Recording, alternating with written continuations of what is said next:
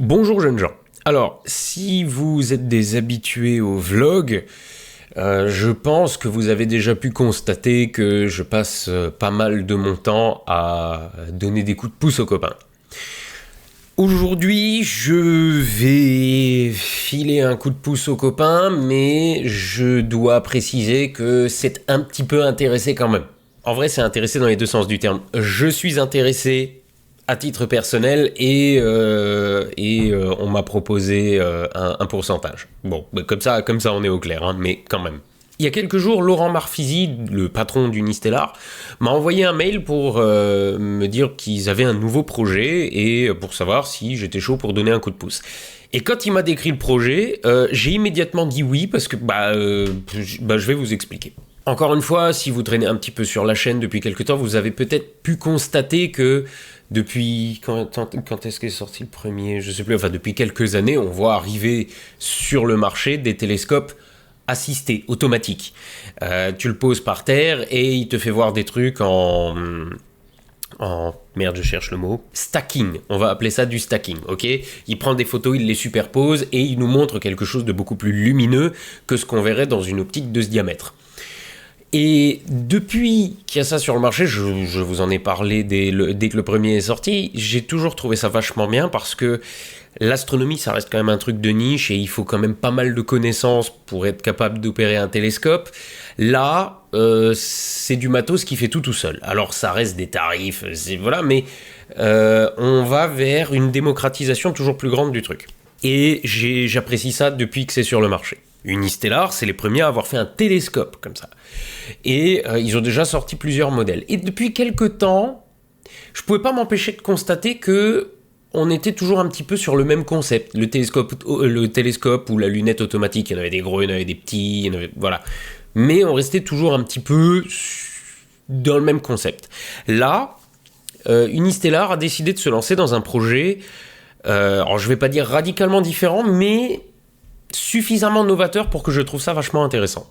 Alors dans le concept, pour ceux qui ont déjà joué à des jeux vidéo du style, je sais même pas quel exemple vous donner, parfois dans certains FPS, vous avez la possibilité de repérer la zone où vous vous rendez avec des jumelles un peu augmentées qui vont vous verrouiller les cibles ou des trucs comme ça, et après vous avez un scanner peut-être aussi qui est capable de vous repérer la zone dans laquelle vous vous trouvez et de vous donner tout un tas d'indications sur ce que vous regardez.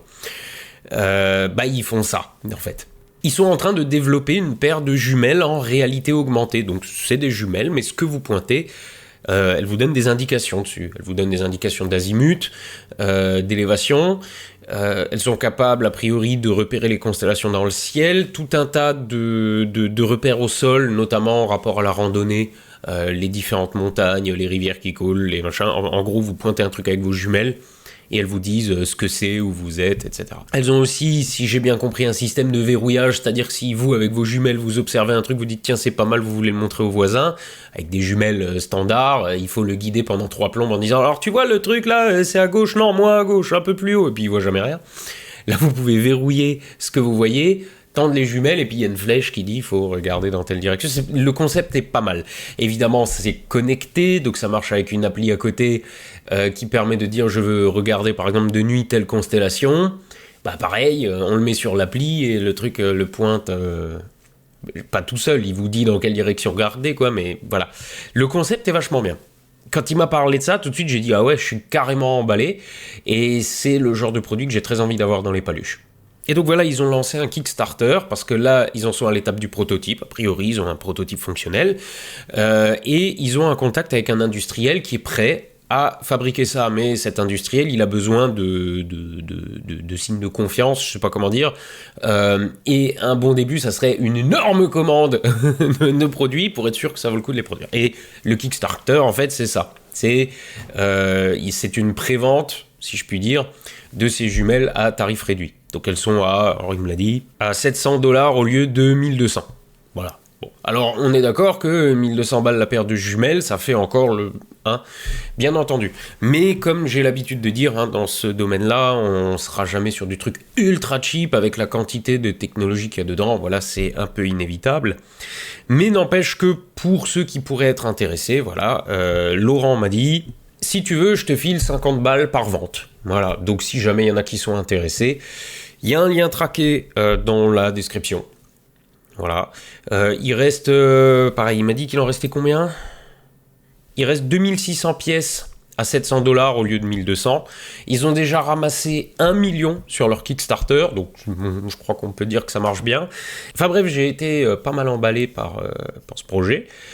Et il m'a demandé si je pouvais en parler, donc voilà, je vous en parle. Mais juste pour que les choses soient claires, je suis emballé à titre personnel, mais par pure transparence, je vous dis quand même, il m'a dit, si tu veux, on te file 50 balles par vente. Voilà, donc comme ça, que les choses soient bien claires.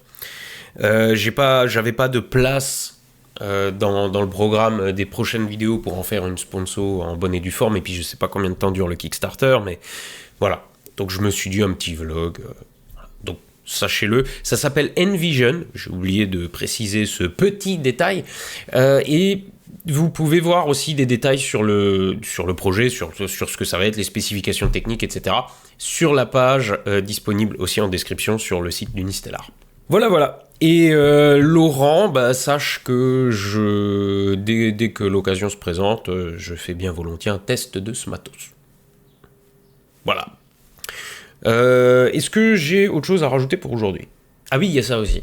Je vais vous recommander de manière tout à fait gratuite ce coup-ci la chaîne YouTube de Flore, ainsi que celle de sa chorale de gospel. Ce sont des gens que j'ai rencontrés récemment, là, et moi qui aime beaucoup ce style de musique, j'ai accroché direct parce qu'il y a du niveau.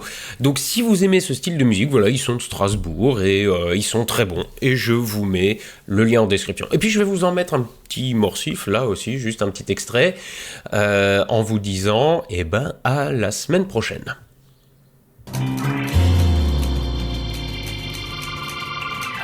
It is late night.